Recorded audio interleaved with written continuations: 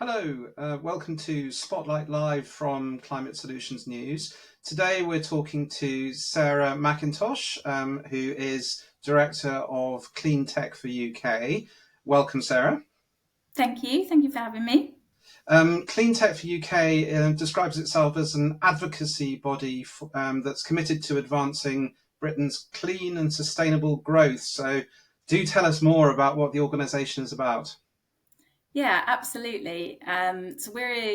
We really see the potential of clean tech for not just for climate change, but also for economic prosperity. And we advocate so that we can ensure that the clean tech ecosystem can grow quickly, and so that regulation is an enhancement rather than a barrier.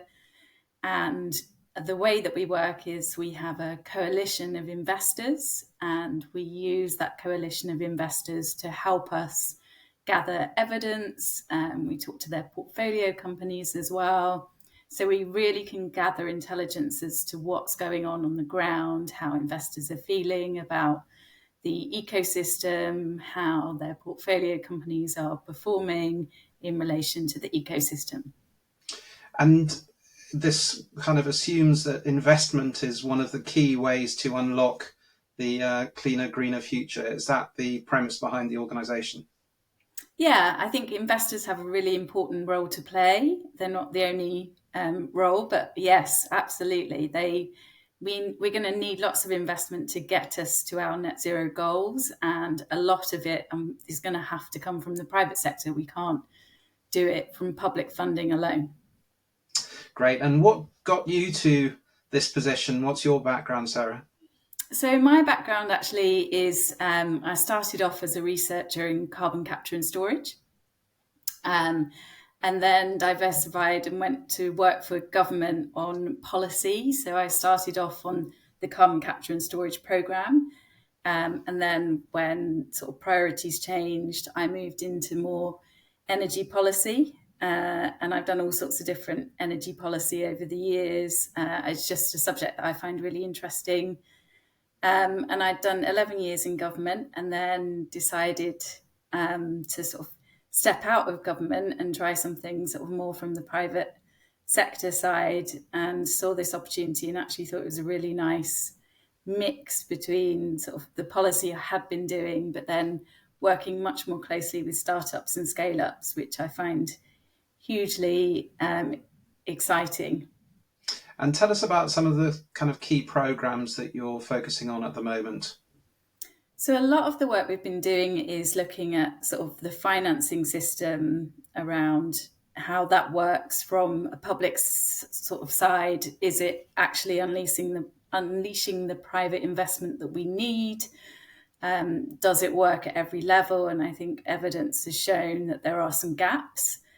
Some of our companies are sort of struggling around the Series B or that sort of commercialization stage to get the funding that they need, and the sort of public financing to help sort of reduce some of the risks around that commercialization and first of a kind stage at the moment isn't quite cutting it enough to get the private investment we need. So we've been looking a lot at that sort of area. We've also been looking a lot at some of the other barriers, sort of particularly regulatory barriers around planning and grid connections. What are those issues, just for those who might not be aware? Yes, of course. So planning's very difficult in this country, I think, for a number of reasons. First and foremost, it's a very slow process.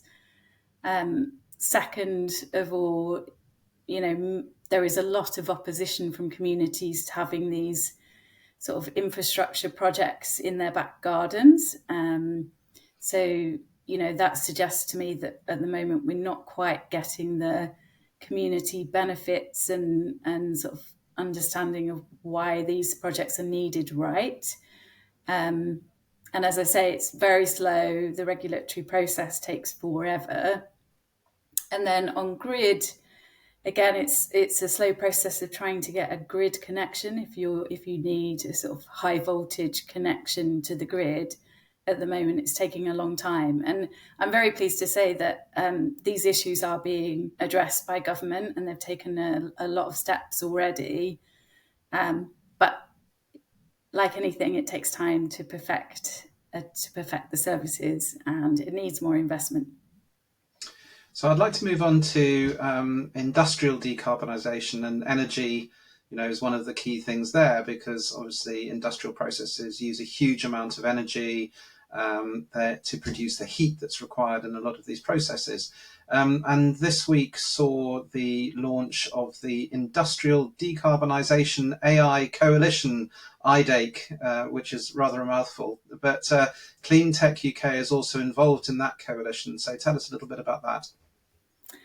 Yeah, I think, we're of the view that we are going to need every technology available and things that haven't even been invented yet to support our transition to net zero. And, part of that, I think, is ensuring that our industrial processes, which are, let's face it, already under an enormous strain. We've seen sort of many steelworks closing, our cement operations. In fact, our whole sort of industrial sector in this country is under immense pressure from competition from places like China.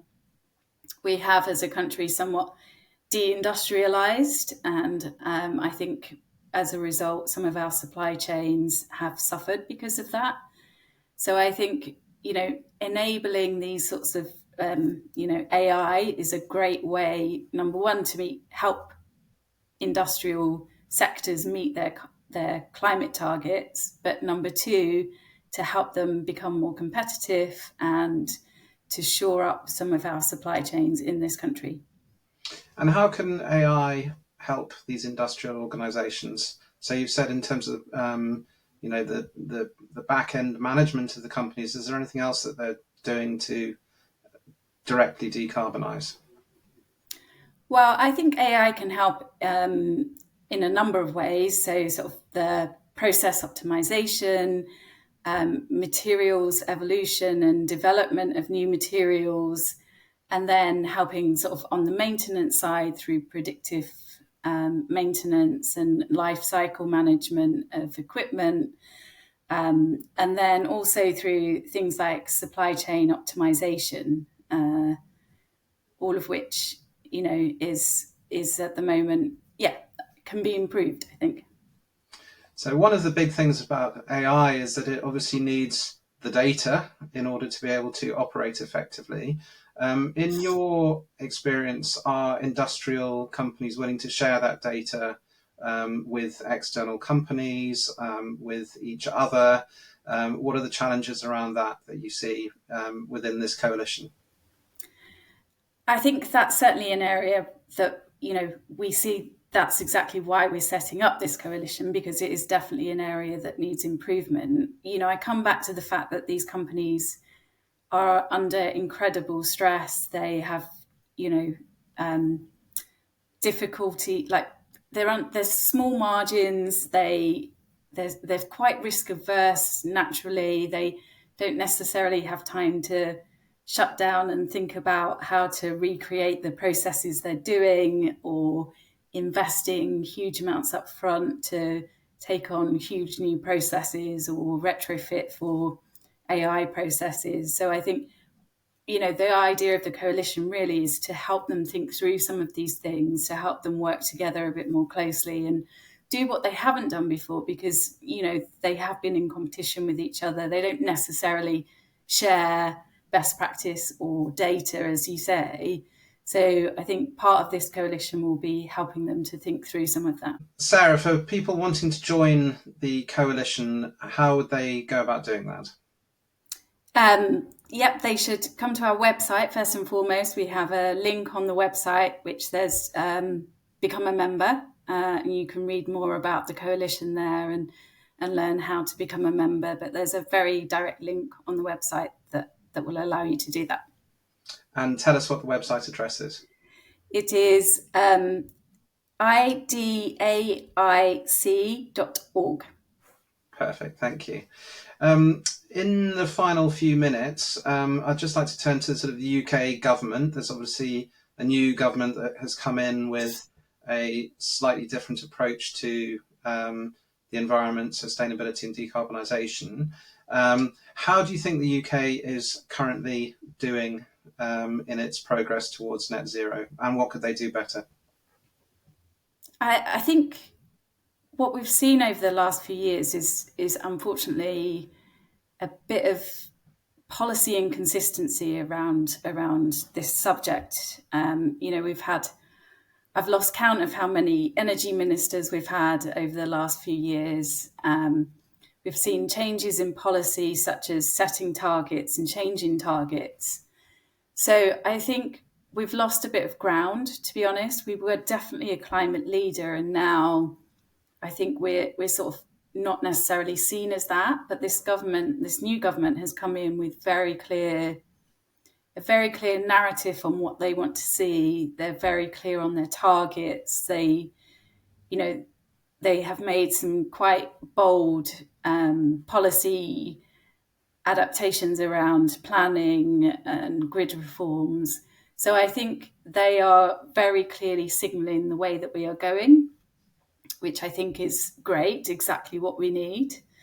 As I said, we are very keen to get the funding situation sorted out. So we were very pleased to see the launch of the National Wealth Fund, which will be a fund that can help support some of these technologies. Of course, we're waiting to see how that's implemented on the ground, but in principle, we're quite positive about that. And similar with the announcement on GB Energy, which will be a British energy company. We're not exactly still waiting for more details on what that might look like. But again, I think these are very clear signals to investors to say that the UK is back in this area looking to reclaim its leadership. That's great. Thank you very much, Sarah. That's Sarah Mackintosh, who's Director of Cleantech for UK. Remember to subscribe on YouTube, to check out our podcast, our various different social channels, and thanks again for listening.